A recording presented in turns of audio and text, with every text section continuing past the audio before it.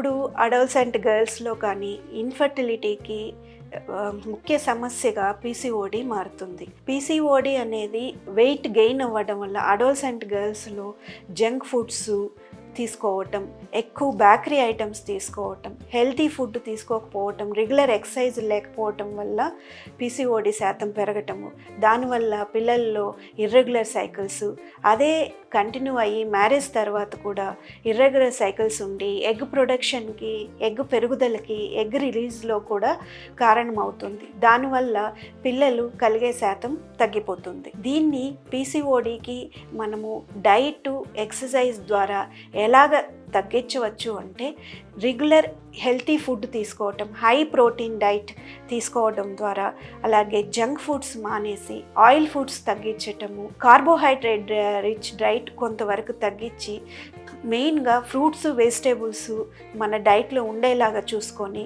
Regular walking, exercise ద్వారా correct హైట్కి weight maintain చేయగలిగితే వాళ్ళకి పీసీఓడి చాలా వరకు తగ్గి రెగ్యులర్ సైకిల్ స్టార్ట్ అయ్యి కన్సెప్షన్ ఛాన్సెస్ కూడా ఎక్కువ అవుతుంది.